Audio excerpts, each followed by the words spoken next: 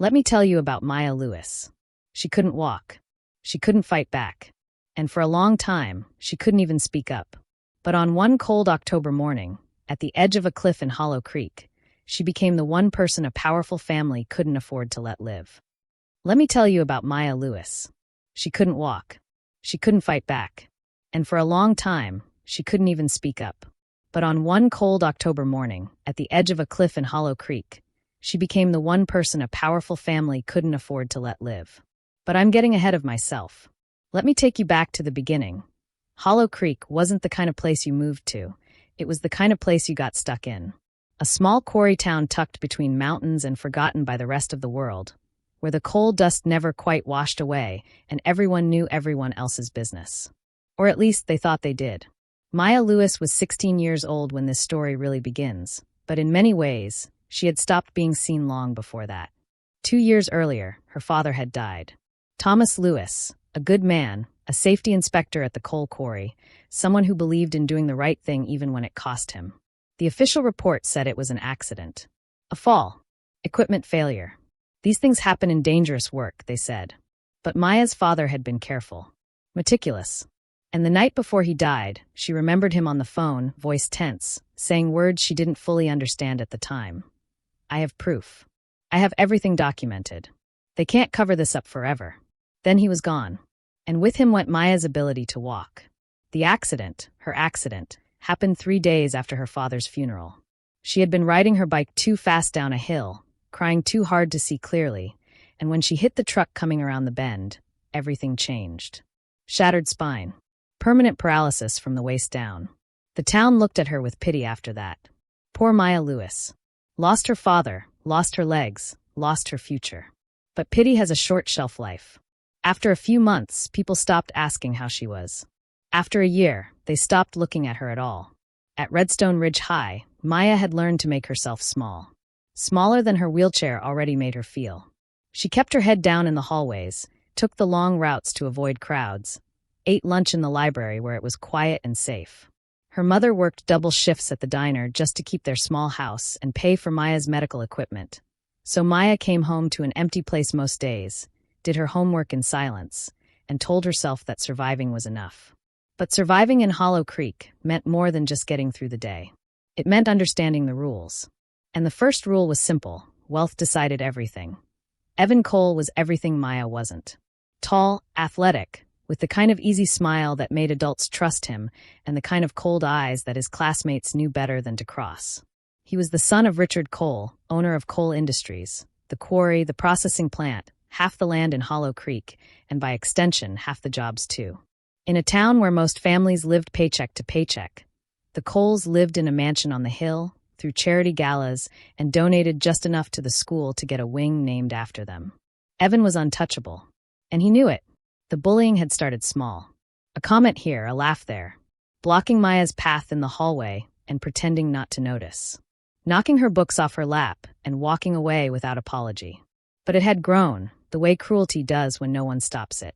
Her locker had been vandalized 3 times. Spray-painted words she didn't want to repeat. Her backpack had been thrown in the trash. Her wheelchair had been accidentally rolled down the front steps of the school, damaged badly enough that her mother had to take out a loan to fix it. And through it all, the teachers looked away. Because Evan Cole's father paid their salaries. Because his family funded the new gym, the computer lab, the football field. Because in Hollow Creek, you didn't bite the hand that fed you, even if that hand was breaking a child. Maya had tried reporting it once. Sat in Principal Warren's office, shaking, and explained what was happening. Principal Warren had listened with a tight smile, nodded sympathetically, and then said, "Boys will be boys, Maya. Try not to take it so personally. Evan's under a lot of pressure, you know. I'm sure he doesn't mean anything by it." She never reported it again. The other students weren't much better. Some joined in. Most just watched. A few looked uncomfortable but stayed silent, because speaking up meant becoming the next target. That's how power works in small places. It doesn't just hurt you. It teaches everyone else what happens if they care. So Maya stayed quiet. She stayed small. She survived. Until the day she couldn't anymore. October came cold that year, with frost on the windows and leaves turning the color of fire. And with October came the announcement. the annual mandatory school trip to Ironwood Ridge. Maya's stomach dropped when she saw the notice. Ironwood Ridge was a nature preserve about an hour outside of town, known for its hiking trails and dramatic cliff views. Beautiful if you liked that sort of thing. Deadly if you weren't careful. Every year, the junior class went on a day trip, team building they called it. Getting out of the classroom, experiencing nature, bonding as a class. For Maya, it sounded like a nightmare. There would be no escape. No library to hide in. No way to avoid Evan and his friends for hours on end. And while the trails were technically accessible, she knew what that meant. Paved paths near the parking lot, maybe. But the rest of the class would hike up to the cliffs, and she'd be left behind with a teacher, sitting on a bench, counting the minutes until it was over. She had begged her mother to let her stay home. Made up excuses about not feeling well, about having too much homework, about the cold bothering her legs. But her mother, exhausted and hopeful, had said, "Sweetheart, you need to try. You can't hide forever. Maybe this will be good for you."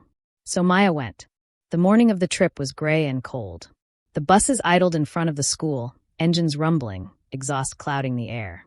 Maya wheeled herself toward the accessible bus, feeling dozens of eyes on her back.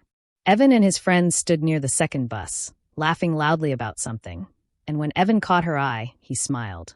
Not a friendly smile. A smile that said, "I see you. And I'm going to make this hurt."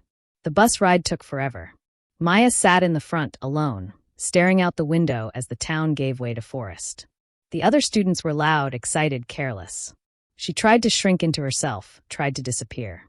When they arrived at Ironwood Ridge, the air smelled like pine and cold water. The cliffs loomed in the distance, gray stone cutting into the sky. Teachers gathered everyone for instructions, dividing them into groups for the hike. Maya was told to stay near the visitor center with Mrs. Patterson, the art teacher, who looked just as thrilled about it as Maya felt. But then Mrs. Patterson got a phone call. Something about a family emergency. She looked at Maya apologetically and said, "I'm so sorry, sweetheart. I have to go. Just stay here, okay? I'll let Mr. Jennings know you're here. Don't wander off." And just like that, Maya was alone. She should have stayed by the visitor center. Should have wheeled herself inside, found a bench, waited it out. But the air was cold and clear, and for just a moment, she let herself breathe. That's when they found her. Evan appeared first, hands in his pockets, that same cold smile on his face.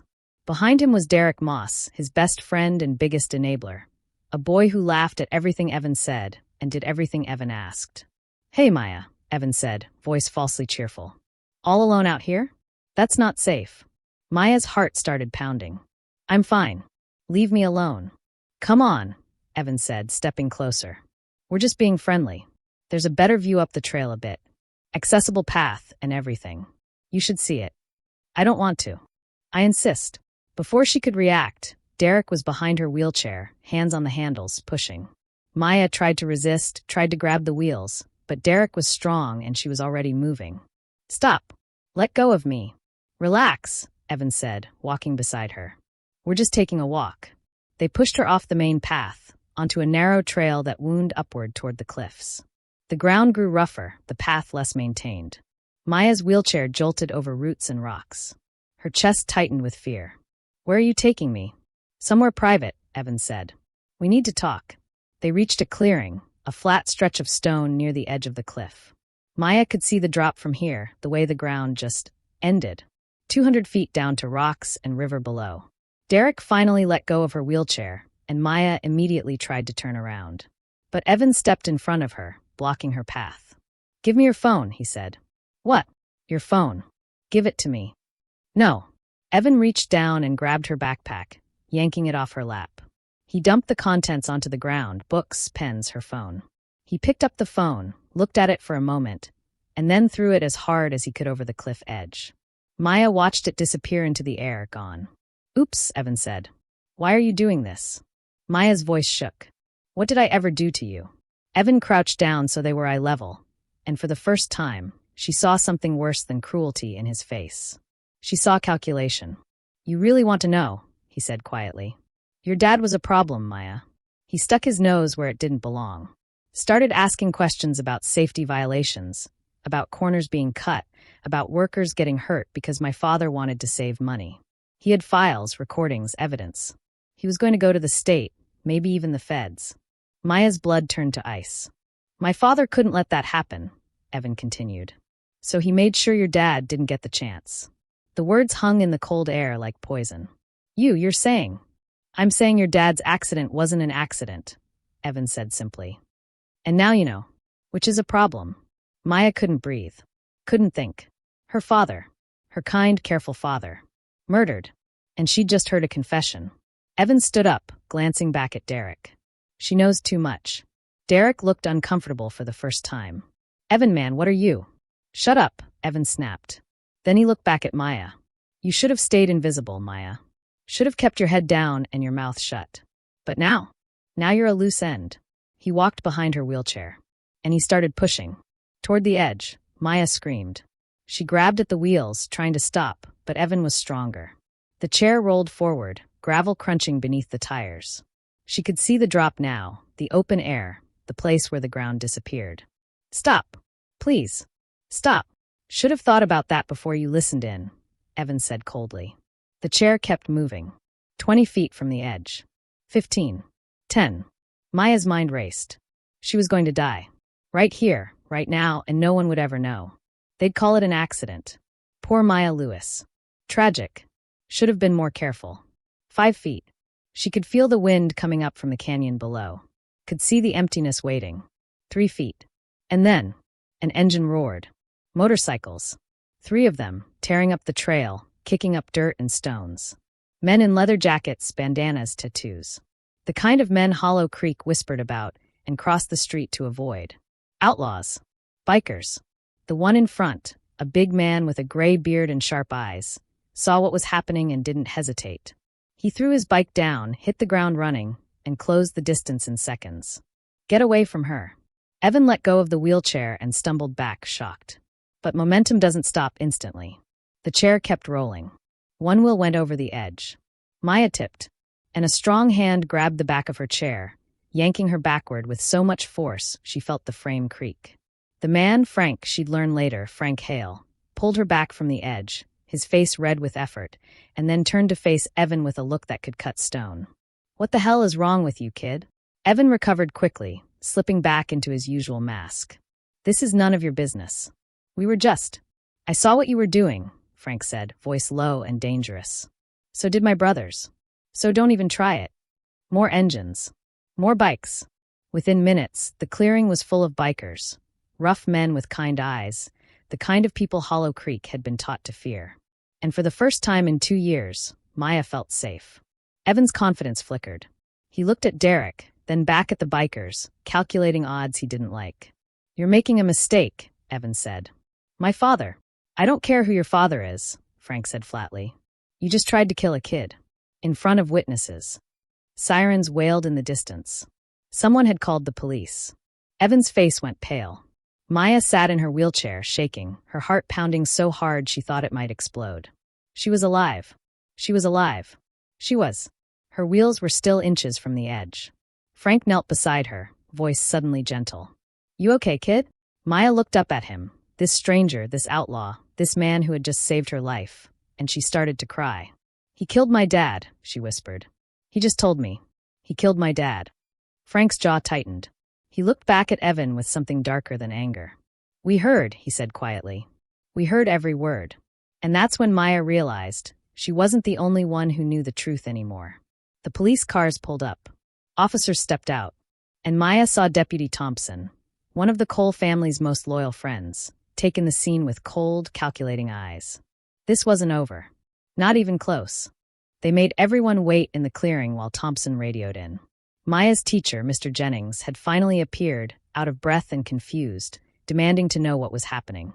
Other students from the trip had gathered at a distance, phones out, filming, whispering. Derek had already given his statement to Thompson, corroborating Evan's story, of course. They were just trying to show Maya a nice view. The bikers had come out of nowhere. Everything got confused. Maybe Maya's wheelchair had just slipped. Accidents happen. Frank stood near Maya, arms crossed.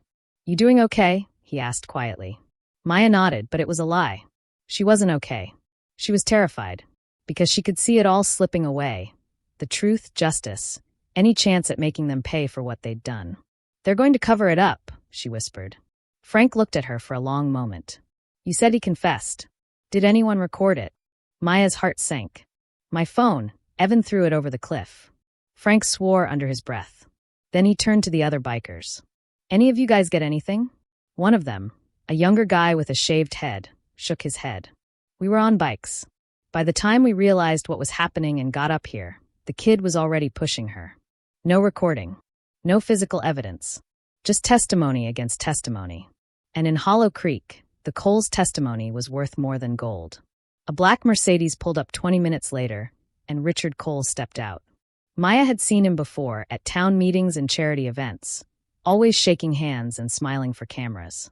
He was a handsome man in his 50s, silver-haired and well-dressed, with the kind of presence that made people listen. Behind him came two lawyers in expensive suits. Richard Cole walked straight to his son, put a hand on his shoulder, and said something too quiet for Maya to hear. Then he turned to Deputy Thompson. Deputy, thank you for calling me. I understand there's been some kind of incident. Yes, sir, Thompson said, suddenly more deferential. Your son and some other students were up here on a school trip. There was an altercation with some bikers, and the Lewis girl is making some serious accusations. Richard Cole's eyes found Maya, and for just a second, just a flash, she saw something cold and calculating there. Then it was gone, replaced by concerned sympathy. Maya, he said, walking toward her slowly. I'm so sorry you've been frightened. I know today must have been traumatic. But I want you to know, whatever misunderstanding happened here, we're going to get to the bottom of it. Misunderstanding. He'd already decided how to frame this. It wasn't a misunderstanding, Maya said, forcing herself to look him in the eye. Your son told me you killed my father. Then he tried to kill me. Silence. Complete, absolute silence. Richard Cole's expression didn't change, but something flickered behind his eyes. Then he smiled, a sad, patient smile, and turned to the lawyers. I think we're dealing with a very troubled young woman, he said quietly. Traumatized by her father's tragic death, clearly struggling with the anniversary coming up. This is heartbreaking. One of the lawyers stepped forward. Deputy Thompson, I think it's clear what happened here. This young woman is making false accusations against my client's son, likely as a result of psychological distress. Meanwhile, these individuals, he gestured at the bikers, assaulted two minors. I trust appropriate charges will be filed. Wait, what? Frank stepped forward, anger flashing in his eyes. We saved her life. You attacked my son and his friend, Richard Cole said, voice still calm but with steel underneath. There are witnesses. I'm sure we can all resolve this reasonably, but let's be clear about what happened here. Maya felt the world tilting. They were really going to do this.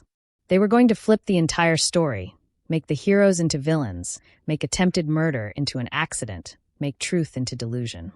Deputy Thompson, Richard continued, I think the best thing for everyone would be to take statements at the station, speak with the school, and ensure Maya gets the help she clearly needs. Therapy, perhaps. Counseling. My family would be happy to pay for it, given her circumstances. It was perfectly done. Make himself look generous while painting Maya as crazy. And Thompson was already nodding along, already buying it, or pretending to. Maya's throat tightened. She wanted to scream, to fight, to make them see. But she was 16, paralyzed, and alone against the richest family in town. No, not alone. Frank spoke up, voice loud and clear.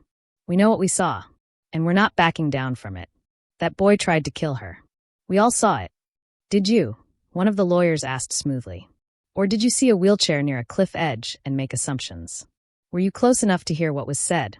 Do you have any actual evidence beyond your interpretation of events? The bikers looked at each other. They had testimony, but testimony wasn't enough. Not against this much money and power. Richard Cole seemed to sense victory. Deputy, I think we're done here. Let's. Actually, Maya said, and her voice was steadier now. I have evidence. Everyone stopped. Richard Cole turned slowly. Excuse me? Maya's heart was hammering, but she kept her face calm. I recorded everything. It was a lie. Or at least, it had been for the first few seconds after she said it. But then Maya remembered the small backup phone her mother had insisted she carry. An old smartphone, cheap and basic, kept in the hidden pocket of her wheelchair bag for emergencies. She'd completely forgotten about it until this moment. And she'd turned on the voice memo app that morning, out of habit, out of paranoia, out of the constant fear that something bad would happen and no one would believe her. She reached into the side pocket of her wheelchair bag with shaking hands and pulled out the phone. "It's all here," she said, holding it up. Everything he said. Everything he did. Evan's face went white. Richard Cole's expression finally cracked. Just for a second, she saw real fear there. Then it was buried again under layers of control. "Maya," he said carefully, "I don't know what you think you have, but..." She pressed play. Her own voice came through first, tinny but clear. "Why are you doing this? What did I ever do to you?" Then Evan's voice. "You really want to know? Your dad was a problem, Maya. He stuck his nose where it didn't belong. Started asking questions about safety violations, about corners being cut, about workers getting hurt because my father wanted to save money. He had files, recordings, evidence. He was going to go to the state, maybe even the feds." The clearing went silent except for the recording. "My father couldn't let that happen. So he made sure your dad didn't get the chance." Maya's voice shaking. You're saying..." Evan's voice cold and clear. "I'm saying your dad's accident wasn't an accident. And now you know. Which is a problem." Maya stopped the recording. She didn't need to play the rest, the part where he tried to kill her. The confession alone was enough. For a long moment, nobody moved. Then Deputy Thompson cleared his throat. "I'm going to need that phone, Maya." "No," Frank said immediately, stepping forward. "That phone stays with her until we're sure it's going to be handled properly." "This is an active investigation," Thompson said. "That's evidence." "That's insurance," Frank shot back. "And given what we just heard about corruption in this town, I don't trust you with it. We're calling the state police. Hell, we're calling the FBI." Richard Cole was already on his phone, walking away, voice low and urgent. The lawyers huddled together, whispering frantically. Evan just stood there, frozen, staring at Maya like he couldn't believe what had just happened. Maya held the phone tight, her whole body shaking. She'd done it. She actually had proof. Her father's death could finally be investigated. Evan would face consequences. Justice might actually. Thompson stepped closer, hand on his belt near his weapon. "Maya, I'm going to ask you one more time. Hand over the phone." "Like hell," Frank said, and suddenly all 6 bikers moved, forming a wall between Maya and the deputy. The tension ratcheted up instantly. Thompson's hand stayed near his gun. The bikers stood firm. Other officers had started approaching, hands on their own weapons. This was about to go very, very bad. "Everyone calm down," Mr. Jennings said, stepping forward nervously. Let's all take a breath here." Maya's mind raced. She couldn't give up the phone. But she also couldn't let this turn into a standoff where people got hurt. There had to be another way. There had to be. Her eyes fell on the students gathered at the edge of the clearing. Dozens of them, phones out, filming everything. "Send it," one of the bikers said quietly, following her gaze. "Send it to everyone you can. Right now." Maya's fingers moved before she could second-guess herself. She pulled up the recording file, selected it, and started sharing. Email to her mother. Email to herself. Text to 3 of her teachers. Upload to cloud storage. She posted it on social media with shaking hands, captioned simply, "The truth about my father's death. Please share." By the time Thompson realized what she was doing, it was too late. The recording was already spreading, already being downloaded by dozens of students, already making its way out into the world where even Richard Cole's money couldn't pull it back. "No," one of the lawyers shouted. "That's evidence tampering. That's a backup," Frank said with a grim smile. "Because we all know how evidence has a way of disappearing in this town." Richard Cole's face had gone from confident to furious. He strode back over, phone still in hand, and looked at Maya with pure, undisguised hatred. "You have no idea what you've just done," he said quietly. "I told the truth," Maya said, meeting his eyes. "Something you should try." For a moment she thought he might actually hit her. But there were too many witnesses now, too many cameras, too many people watching. The state police arrived an hour later. Real investigators, not deputies on the Cole payroll. They took statements, secured evidence, and, finally, arrested Evan Cole for attempted murder and conspiracy in the death of Thomas Lewis. Maya watched them put handcuffs on him, watched him being loaded into the back of a police car, and felt something break open in her chest. Not quite relief. Not quite closure. But something. Frank Hale crouched down next to her wheelchair. "You did good, kid. Real good." "Thank you," Maya whispered. "You saved my life." "Nah," Frank said with a slight smile. "You saved your own life." We just bought you some time. As the police cars drove away, Maya looked down at her phone, already blowing up with notifications, messages, shares. The story was spreading faster than anyone could contain it. And for the first time in 2 years, Maya felt something she'd almost forgotten. Hope. She should have known it wouldn't last. Maya got home that evening exhausted, wrung out, barely able to process everything that had happened. Her mother had been called by the school, had left work early, and was waiting when Maya arrived.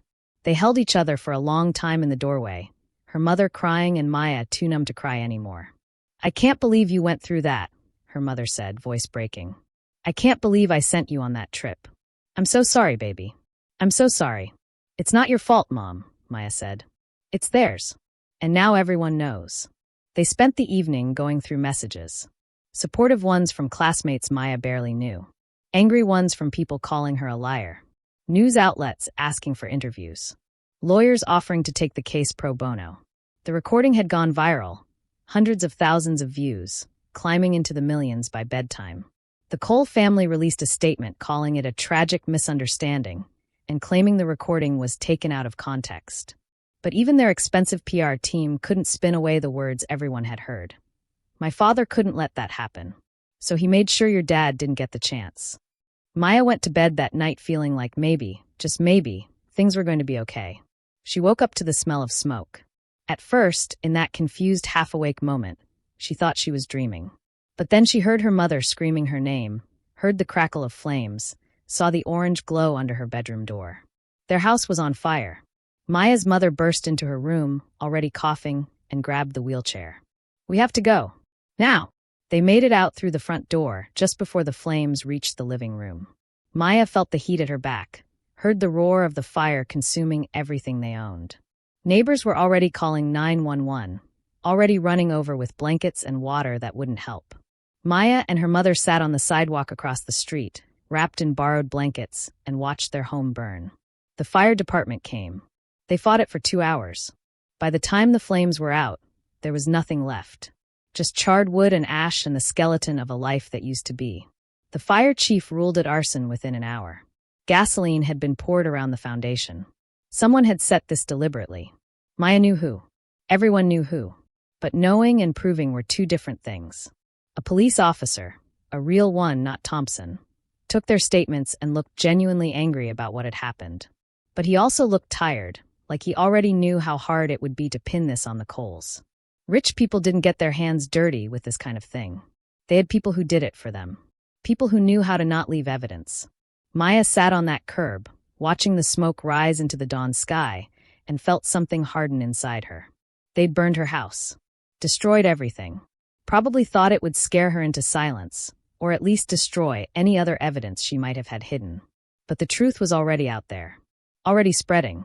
Already beyond their reach. And Maya? Maya was done being afraid. The bikers came back that morning. Frank Hale pulled up on his motorcycle, just as the sun was fully rising, took one look at the burned house, and swore creatively. The other bikers followed, 6 of them again, plus a few more who'd heard what happened. "Where are you staying?" Frank asked. Maya's mother shook her head. "I don't know. A motel, I guess. If we can afford one. I need to call my work, figure out." "No motel," Frank interrupted. "My wife and I have a spare room. You'll stay with us until you get sorted." "We couldn't possibly." "You can and you will," Frank said firmly. "These people are trying to scare you. Don't let them win." And that's how Maya and her mother ended up in a small farmhouse on the edge of town, staying with Frank and his wife Sarah, a kind woman who taught elementary school and made the best pancakes Maya had ever tasted. The story of the fire spread as fast as the original recording had. Public opinion, which had been mixed before, turned sharply. Even people who'd been willing to believe the Coles spin couldn't ignore a teenage girl's house being burned down the same night she'd exposed them. Donations started pouring in.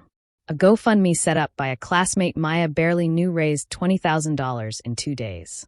Local businesses donated clothes, furniture, supplies. The community, the real community, not the one that bent to the Coles, rallied. And Maya started digging. Her father had been a meticulous man. She knew that. And if he'd been building a case against the Coles, if he'd been collecting evidence, he would have kept backups. Multiple backups. He was too smart to keep it all in one place. She thought back to the last weeks before his death. Remembered him working late in his home office. Remembered finding him sometimes in the garage or the basement, doing things he said were just organizing. But their house was gone now. Anything he'd hidden there was ash. Unless, Mom, Maya said one evening, 3 days after the fire, did Dad have a storage unit? Her mother looked up from the laptop where she'd been dealing with insurance claims. What? A storage unit. Or maybe a locker at work. Somewhere he might have kept important documents. Her mother thought for a moment. He had a locker at the quarry, but they cleaned that out after he died. They sent me his personal effects. What about Uncle Ray? Uncle Ray wasn't really an uncle. He was her father's best friend, a man who'd worked alongside him at the quarry for years. He'd moved away after Thomas died, unable to stomach working for the Coles anymore. He lived 2 hours away now, worked at a different quarry, called occasionally but not often.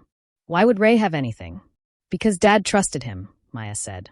And if Dad knew he was in danger, he would have given his evidence to someone he trusted. It was a long shot, but Maya had nothing but long shots left. Her mother made the call. 20 minutes later, Uncle Ray called back, and Maya could hear the strain in his voice even through the phone. I didn't think I'd ever have to talk about this, he said. Your dad made me promise. He gave me a box, told me to keep it safe and never open it unless something happened to him. And if something did happen, to wait. Wait until you were old enough to decide what to do with it. Maya's heart was pounding. I'm old enough now. Uncle Ray arrived the next morning with a banker's box, sealed with tape and covered in dust. He set it on the kitchen table and looked at Maya with sad, kind eyes. Your dad was a good man, he said. One of the best I ever knew. And he died trying to do the right thing. Maya opened the box. Inside were files. Dozens of them. Safety inspection reports marked as passed when they should have failed. Maintenance records that had been falsified. Photos of damaged equipment still being used. And recordings, hours of them, of conversations between Richard Cole and his managers discussing how to cut corners, how to hide violations, how to silence workers who complained. And at the bottom of the box, a handwritten note in her father's familiar scrawl. If you're reading this, I'm gone. But the truth doesn't die with me. Take these to the authorities. Show them what the Coles really are. Make them answer for what they've done. I love you both. Be brave. Dad. Maya's vision blurred with tears. She pressed the note to her chest and let herself cry, really cry, for the first time since the fire. Her father had known. He'd known he was in danger, and he'd prepared for it. He'd made sure the truth would survive him. And now it was Maya's turn to finish what he'd started. The federal investigation moved fast once Maya turned over her father's files. OSHA got involved. The FBI. News crews from 3 states showed up in Hollow Creek, turning the quiet town into a media circus. Richard Cole was arrested on charges of corporate manslaughter, bribery, and conspiracy to commit murder. Evan was already facing attempted murder charges. Deputy Thompson was put on administrative leave pending investigation into his connections with the Cole family. The quarry was shut down while investigators went through every inch of it. They found more violations than anyone had expected. Safety equipment that hadn't been inspected in years, records that had been destroyed, workers who'd been paid off or threatened into silence. 3 other workers had died in the past decade at that quarry. Deaths that had been ruled accidents. Now they were all being reinvestigated. Maya sat in Frank and Sarah's living room, watching the news coverage, and felt the weight of 2 years finally lifting off her chest. You did it, kid, Frank said from the doorway. You actually did it. Dad did it, Maya said softly. I just finished for him. The trial took 6 months to start and 3 weeks to finish. Maya testified. Her mother testified. Uncle Ray testified. The bikers testified. Dozens of workers from the quarry testified about safety violations, about pressure to keep quiet, about the culture of fear Richard Cole had created. The jury took 4 hours to find Richard Cole guilty on all counts. Evan took a plea deal, 15 years in prison, eligible for parole in 10. His lawyers had argued that he was a minor, that he'd been influenced by his father, that he deserved a second chance. The judge hadn't been impressed. Maya watched from the gallery as they led both of them away in handcuffs. Father and son, the 2 people who'd destroyed her life, and felt something she hadn't felt in a long time. Pieced out a year later, Maya stood at her father's grave. Well, sat. She'd never stand again. But that was okay. She'd learned that being in a wheelchair didn't make her weak. Didn't make her invisible. didn't make her any less capable of changing the world. The grave was simple, just a stone with his name, his dates, and a quote Maya had chosen. The truth doesn't die. I finished it, Dad, Maya said quietly. Everything you started. The coals are in prison. The quarry is under new management, with real safety standards. Workers are speaking up now. And people know what you were trying to do. They know you were a hero. The wind rustled through the trees around the cemetery. Maya imagined it was her father's way of answering. Her mother had gotten a better job at a company 3 towns over. They had a new house, small but theirs. The donations had helped, and so had the settlement from the wrongful death lawsuit. Maya had put most of her share into a college fund and used the rest to start a scholarship for students with disabilities who wanted to study engineering or safety inspection, the kind of work her father had done. Frank and Sarah had become like family. The bikers still checked in regularly, had even helped them move into the new house. Maya had learned that the men Hollow Creek feared were better people than the ones it respected. She'd started speaking at schools about bullying, about speaking up, about how one voice could matter even when it seemed like no one was listening. She'd been interviewed by dozens of news outlets, had even been invited to speak at a state legislative hearing about workplace safety. The girl who'd spent 2 years trying to be invisible had become impossible to ignore. I miss you, Maya said to the gravestone. Every single day. But I'm okay. We're okay. And I'm going to keep fighting. For you. For everyone who can't fight for themselves. She sat there for a while longer, in the quiet peace of the cemetery, remembering her father's laugh, his kindness, the way he'd taught her that doing the right thing mattered more than doing the easy thing. Then she wheeled herself back down the path toward where her mother was waiting by the car. As they drove away, Maya looked back one last time at Hollow Creek, the town that had tried to erase her, to silence her, to make her disappear. But she was still here, still speaking, still fighting, and she would never be invisible again. Sometimes the quietest voices become the loudest. Sometimes the girl everyone overlooked becomes the one nobody can ignore. This is Maya's story, and it's far from over. She's heading to college next year, studying civil engineering with a minor in occupational safety, following in her father's footsteps, but carving her own path. Because that's what survivors do. They take the worst things that ever happened to them and turn them into reasons to fight harder. They take pain and transform it into purpose. Maya Lewis learned that lesson the hard way, at the edge of a cliff in Hollow Creek. But she learned it, and now she's teaching it to everyone else.